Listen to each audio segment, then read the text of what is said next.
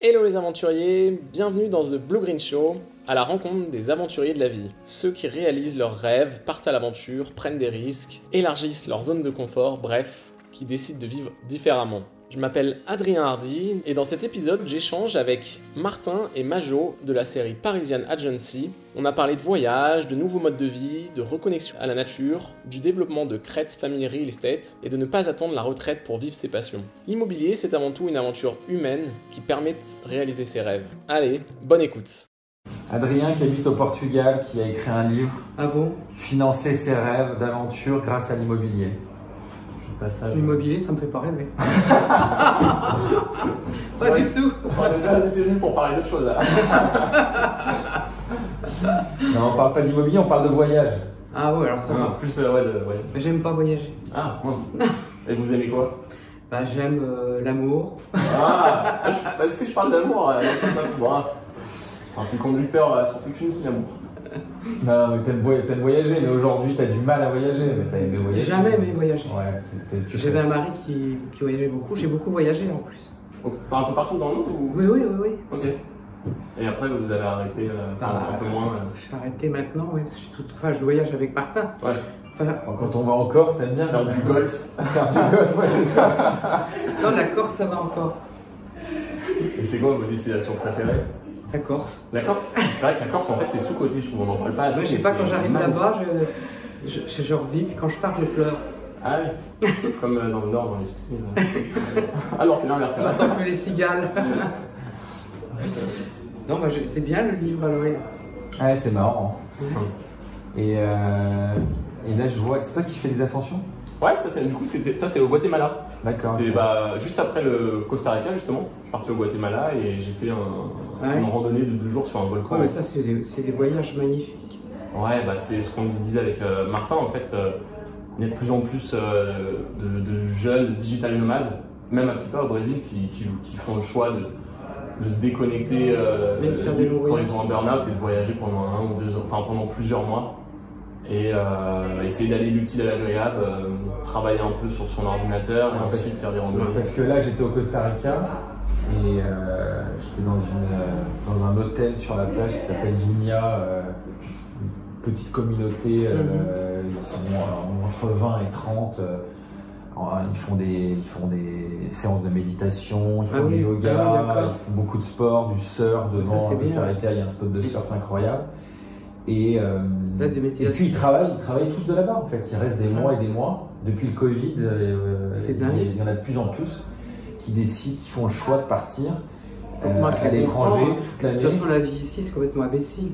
Non mais ce qui se passe maintenant, c'est dingue. Ouais, c'est sûr. Et quand je suis arrivé, dans cet endroit, j'ai dit, ça fait du bien de déconnecter. Bah oui. Et là, ils m'ont mais là, ils m'ont engueulé, ils m'ont dit, non, tu n'as rien compris, c'est se reconnecter ici, à la nature.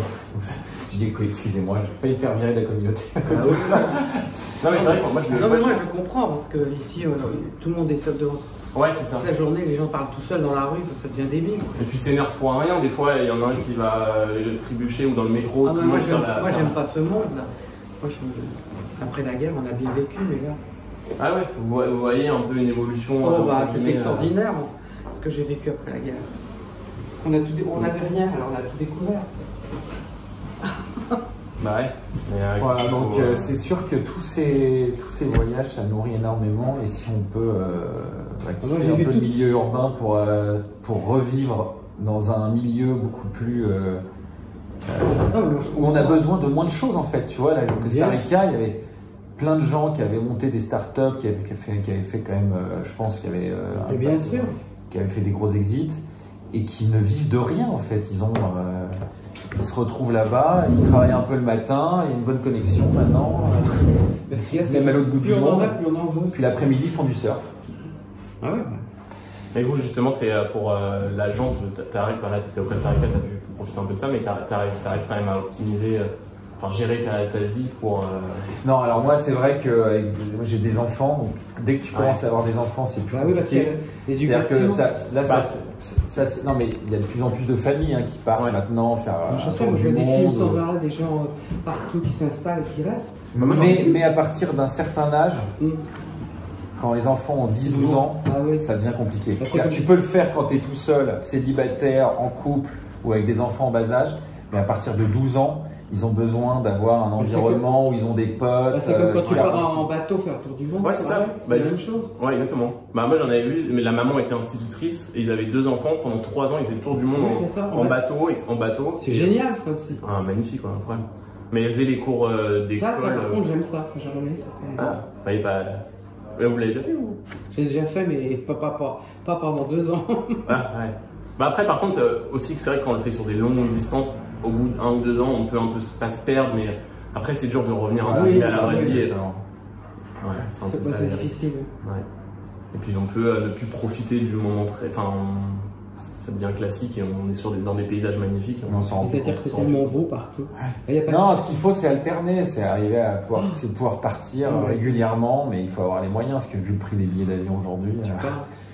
faut Ouais, pouvoir, de pire en pire. faut pouvoir partir régulièrement et jamais faut faire prendre la des- même chose, quoi. Il faut prendre des plages, quoi. Vivre au paradis, si on n'est pas bien, le paradis, il est intérieur, en fait. Ah, mais si, c'est vrai, qu'on peut être, d'un moment, au bout de 8 mois au Costa Rica, il y a la culture. C'est manque toujours, aussi. tu vois, Bah tu oui. vois toujours les mêmes gens en plus. Ouais, c'est ça. Ouais. Ça fait un petit peu. Mais c'est vrai que la relation avec l'autre, on la perd dans notre société aujourd'hui, Bon, en voilà, ville, c'est une plus société- personne se parle et dès que tu te Moi, retrouves. je dis que c'est des robots. Là. Ouais, c'est ça. Bah, c'est exactement la même instruction que je dis. Ouais, des Quand on robots, voit que maintenant- des zombies ou des robots. Ouais. Attends, maintenant il y a les steaks, tout est artificiel. C'est effrayant. Quoi. Mais qu'est-ce qu'on peut faire pour Rien n'est trop nombreux. Attention, elle est pas du tout optimiste. Hein. Oh, ouais. Non, mais moi je suis affolé quand je vois le produit qu'à Singapour on mange des steaks artificiels, que là ils sont en train de faire tout apparaît artificiel. Même les boissons. Ouais. Ah, faut. C'est effrayant quoi. Non, après, qu'est-ce qu'on peut faire? Chacun peut. Ah non mais ça, on bascule dans un autre siècle quand même. Je pense. C'est vrai. Ouais. Bah si, c'est sûr. Ouais, bah, si, je suis d'accord, mais il faut réussir à créer une prise de conscience. Enfin, ça, bah, là, ce qu'on voit, il y a quand même des gens, de plus en plus de gens qui Heureusement se que- rendent compte et qui. Oui, il y a beaucoup de jeunes qui partent. Ouais. Ils ont raison. Toi, tu vis au Portugal, là? Ouais, ça. C'est bien le Portugal, je crois. Ah, c'est magnifique, ouais. Bah, Lisbonne, ouais. Lisbonne. Non mais ça, moi le Tous Portugal. ceux que j'ai rencontrés au Costa Rica, là, ils vivaient tous quasiment à Lisbonne. Ouais, c'est ça.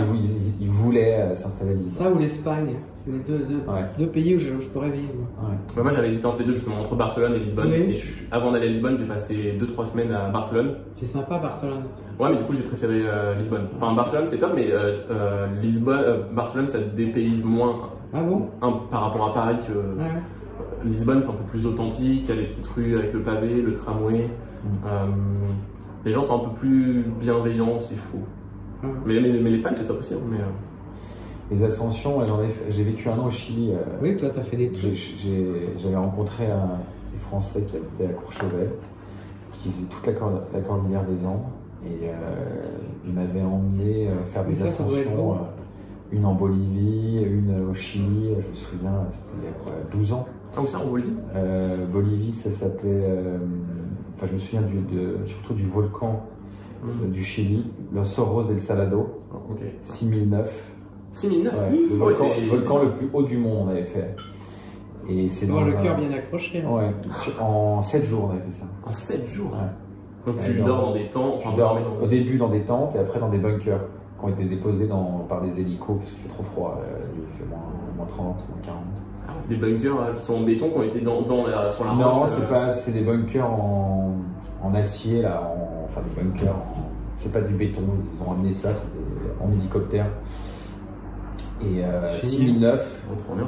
des photos, je me souviens, on est gonflé tellement. Ah oui. En plus, on n'avait pas d'oxygène. Mais c'est les meilleurs souvenirs du monde, ça, c'est sûr. C'est comme l'émission Terre Inconnue. Ouais, bah, ça j'aime Vous bien. avez pas vu l'émission de Pasquet, mardi dernier? Ah non, C'est magnifique. il raconte. Non, il a photographié toute la Terre. Ah ouais, enfin, Et j'avais vu alors la photo, financer grâce à l'immobilier, c'est quoi? C'est de l'investissement immobilier pour pouvoir partir et donc Ouais. Ouais, c'est ça, c'est en fait la première partie, c'est un petit guide qui explique comment investir dans l'immobilier locatif pour générer des revenus complémentaires et se créer une sécurité financière justement pour se créer sa propre retraite en gros. C'est aussi on le voit avec la réforme des retraites, etc. Et pas compter que sur l'État ou le gouvernement pour. Je pense qu'on ne peut pas, de nos jours, dans la direction vers laquelle ça évolue, on ne peut pas forcément compter que sur l'État ou le gouvernement pour avoir notre retraite à 65 ans, voire plus. Oui, donc, moi, j'y compte pas du tout, j'y pense pas du tout. À mon avis, il n'y aura pas de retraite. Ouais, voilà, c'est pour ça. L'idée, c'est de se créer sa propre indépendance pour et ensuite réaliser des aventures. Enfin, moi, je parle du voyage, des aventures, mais ça peut être réaliser ses rêves et ses passions, passer plus de temps en famille. Vous avez la chance, vous le faites pas mal, mais ou faire ce qu'on aime, quoi. Et en fait, je pense que je l'ai lu aussi, et on le voit, comme ce que tu as vu à Santa Teresa, les jeunes, les millennials, ils ont de plus en plus, ils vont peut-être faire un travail à temps partiel, pas 35 heures, 4 jours. Ouais, voilà, 4 jours, ou alors que la matinée, pas l'après-midi. Et donc, du coup, se créer un complément de revenu pour un complément de salaire pour le reste. Pour le reste, ouais. Mais là, l'hôtel où j'étais au Costa Rica, il n'y avait que des jeunes entre 30 et 40 ans qui travaillaient que le matin. Et l'après-midi, ils faisaient du surf. Ils ont raison. Tu vois, ils ont complètement changé leur mode de vie, ils se reconnectent complètement avec la nature. Ils créent des liens sociaux qu'ils avaient perdus en ville. Et mais tu te parles vraiment là-bas, tu prends le temps, tu vis avec le. Ça, moi je veux bien. Ça. Tu vis avec le soleil, tu vois, il fait jour à 5h30, donc en fait tu travailles de 5h30 à midi, alors qu'ici tu travailles de 9h à midi, donc tu as déjà gagné 3 heures par rapport à un rythme normal en ville. Bon, après il fait nuit tôt, à 17h30, il fait nuit. Et tu dînes, il se couche à 22h, 21h30, 22h. Et franchement, j'avais pas voyagé seul moi depuis 12 ans. Les modes de fonctionnement ont vraiment changé chez les jeunes qui ont réussi à avoir déjà une situation professionnelle et qui peuvent travailler maintenant partout, quoi.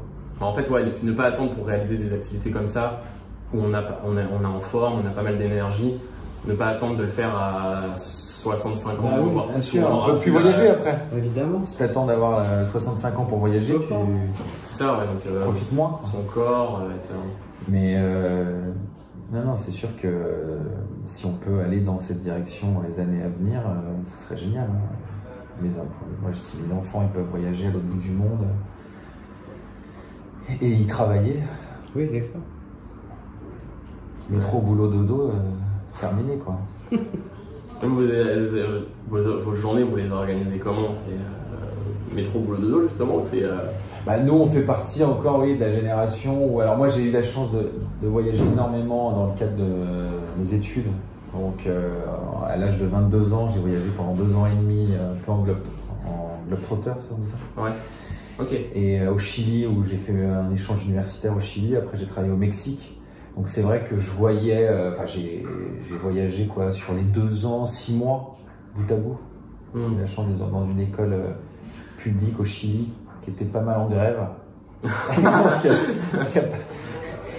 Et j'étais en Bolivie, j'étais au Pérou, en Argentine, au Brésil, et donc je voyais en fait beaucoup de jeunes qui faisaient le tour du monde, mais moi j'étais pas en tour du monde, j'attendais de commencer mes études, que j'étais censé commencer 3 mois plus tôt.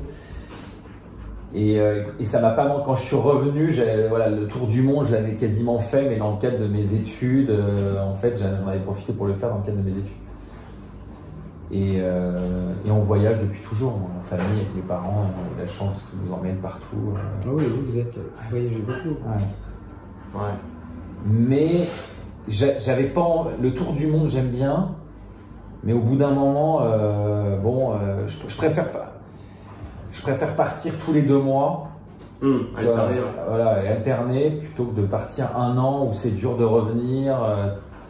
Les 2 sont bien, mais c'est ce que je disais. Moi, au bout de 7 mois, j'étais à Belize dans des plages paradisiaques, et en fait, je réalisais, enfin je réalisais moins, ça me rendait moins, on se lasse en fait à bout d'un certain temps. Donc c'est bien, t'as quand même besoin de revenir un peu à la vraie vie, à Paris. Toujours la même chose quoi. Ouais, voilà, c'est ça. La mer, le bain. Et puis il faut avoir des choses à raconter aussi quand tu rencontres des gens, et finalement au bout d'un moment quand ils ont reconnecté à la nature ou déconnecté depuis trop longtemps, bah, ils se racontent toujours un peu la même chose, ça fait combien de temps que tu es là, etc. Faut se nourrir, alors tu peux te nourrir de la relation avec les autres, des gens que tu rencontres, mais il faut aussi que tu aies un sens dans ta vie. Enfin, pour moi le travail c'est important quoi. Oui, bah, s'il n'y a que des ressources de revenus, tu as investi dans l'immobilier et que tu vis sur une retraite sans rien faire, voilà, il faut que tu... Faut quand même avoir des projets au jour le jour. Mais être passionné par ces projets, quoi. C'est ça. En fait, c'est ça à Paris, il y a beaucoup de gens qui travaillent mais qui n'aiment pas forcément ce qu'ils font. C'est ça le oui, problème. c'est ça, des maisons de boulot, c'est pas grave. Ouais. La chance c'est d'aimer son métier. C'est ça le plus beau. Ouais. Et nous, on est passionnés par l'immobilier, donc on a beaucoup de chance. Et c'est quoi justement les prochains projets immobiliers pour l'agence? Bah, pour l'agence, nous, on a un nouveau modèle qui est un modèle 100% en ligne, où justement nos agents peuvent travailler un peu d'où ils veulent. C'est complètement révolutionnaire dans le luxe, hein, je parle. D'où ils veulent dans le monde d'où ils veulent, en France. Ils peuvent rentrer des mandats n'importe où dans le monde, en France. Ils peuvent vendre où ils veulent. Après, on est toujours meilleur dans la région dans laquelle on vit parce qu'on la connaît bien, etc. Mais il n'y a pas d'agence physique chez nous. Il y en a une à Monaco parce qu'on est obligé d'en avoir une pour ouvrir. Mais sinon, c'est des agents indépendants qui s'organisent comme ils veulent. Ils n'ont pas d'objectif. S'ils veulent travailler, ils travaillent. S'ils ne veulent pas travailler, ils ne travaillent pas. Ils sont payés à la commission. Donc, il faut se lever le matin pour gagner sa vie. Et c'est ça qu'aiment nos agents chez nous, c'est qu'ils n'ont pas de zone géographique prédéfinie. Ils n'ont pas 3 rues pour entrer du mandat. Ils sont vraiment très libres. On est associés en fait. Comme si on était associés. Il n'y a pas de hiérarchie verticale, c'est horizontal chez nous. C'est en termes de management, quoi, en termes de management, ouais.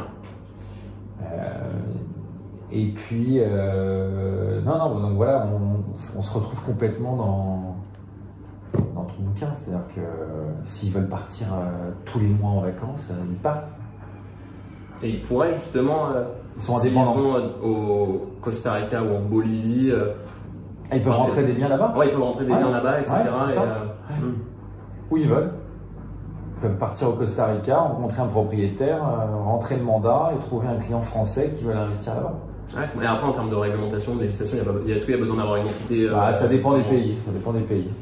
Par exemple, en Espagne, au Portugal, en Espagne c'est plus facile, au Portugal un peu plus compliqué, aux États-Unis encore plus compliqué. En fonction des pays, oui, il y a une réglementation. Ça permet de. Ouais, ils se créent une liberté, ils s'organisent leur vie comme ils veulent. C'est ça. Et après, par contre, en termes de. Je sais pas, toutes les semaines, pour se motiver, etc. Alors, il y a quand même des réunions. Toutes les semaines, on a une réunion le lundi matin en ligne, une formation de 2 heures où chacun de. En fait, dans notre réseau, il y a des compétences vraiment très différentes.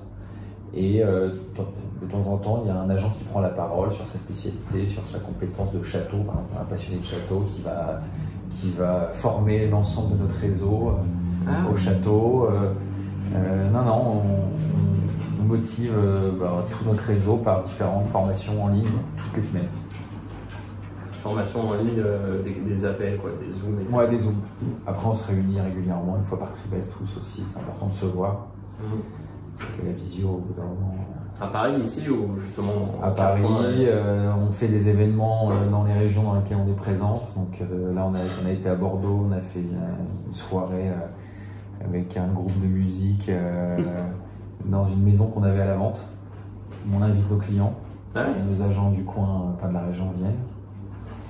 Donc ça permet de voir nos agents sur le terrain, de réunir nos clients et, dans des biens qu'on a en plus à la vente. Donc c'est marrant. Et sur les biens justement que vous cherchez à la vente, puisque vous avez une... À part c'est du luxe, mais est-ce que vous cherchez à une thèse particulière ou ça peut être un peu tout, ou par exemple des biens, c'est quoi les innovations que vous voyez dans l'immobilier Nous on est plus une agence de communication qu'une agence immobilière. Donc en fait on fait pour chaque bien on a une communication qui est différente, parce que chaque bien dégage une histoire différente. Et en fait, ça passe par du storytelling, ça passe par un film, par des photos. Pour chaque bien, vous créez Pour chaque bien, ouais, on a une éditrice qui regarde chaque bien, qui va raconter une histoire autour du bien. Et puis après, on a des canaux différents. On a notre site internet, on a les portails d'annonces, on a nos réseaux sociaux, on a Netflix, on a la télé. Donc ça couvre un large panel de. En fait, même avant la série Netflix, il y avait déjà cette idée de créer du storytelling. Okay. Ouais, c'est ça qui est important, raconter une histoire autour de chaque bien qu'on a à la vente. Et c'est infini après. Hein. Donc là, tu vois, financer ses rêves d'aventure, là, quand j'étais au Costa Rica, montrer des biens à des clients, à un couple de clients, pour moi, c'était l'aventure. Quand je donne rendez-vous à un couple de clients en pleine jungle pour leur faire visiter une maison, ça me changeait de l'immeuble haussmannien à Paris, tu vois. Il y a tout un univers qui crée tout de suite, des émotions et du storytelling. Pour vendre, ça fait la différence. On a de la chance, on a un métier qui est passionnant et tous les jours sont différents. C'est pas le cas de tous les métiers, hein, malheureusement, mais c'est vrai que l'immobilier. Oui, vous avez du contact avec les gens, c'est bien. Les gens te racontent, c'est sûr que leur vie. Nos clients se confient à nous et nous font confiance quand ils nous confient une part de leur histoire, en fait. Ouais, c'est ça qui est beau avec l'immobilier, c'est un projet tellement important pour les gens que du coup, on fait partie un peu de projet de vie. C'est ça. C'est toujours une part de vie qui se tourne, c'est toujours une tranche de vie qui se tourne pour nos clients. Quand ils vendent leurs biens, ils ont vécu avec leurs enfants dans leur maison pendant, je sais pas, 5 ans, ils ont plein de souvenirs. Un veuf ou une veuve qui va faire les autres, ça marche.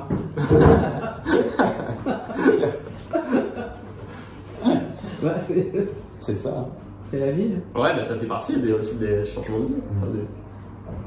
Et toi, c'est quoi que tu aimes le plus dans ton métier? C'est ça? C'est justement ça? Ou il y a autre chose que tu aimes le plus, tu prends le plus de plaisir dans la journée? Ouais, c'est quand je découvre un lieu extraordinaire, quand je passe une porte cochère d'un hôtel particulier à Paris et que je découvre une cour incroyable avec un hôtel particulier que personne n'a jamais vu derrière un immeuble, tu vois, par exemple, ça c'est dingue. C'est plus le côté découvrir quelque chose de nouveau ou l'architecture c'est l'architecture et puis c'est le contact avec les clients, quoi. Tous les jours, j'ai des clients qui me racontent leur histoire et leur expérience. Donc tous les jours, j'ai une histoire différente. Je me nourris de ça. Ouais, ça a la curiosité, quoi. Ouais. Et vous, c'est dans l'immobilier ou pas du tout? Un petit peu maintenant, non? Un petit peu, j'écoute. Coach. Jo, elle pourrait faire des visites maintenant, elle connaît l'immobilier par cœur. Un petit peu, il donne que j'écoute. Quand ils oublient le rendez-vous, je leur dis tiens, vous avez un rendez-vous? Oui. Personal assistant. Ça arrive. Non, mais moi je peux faire apporteur d'affaires. Il y a un gars qui m'a arrêté l'autre jour ici dans la rue en me disant mon fils cherche à travailler dans l'immobilier.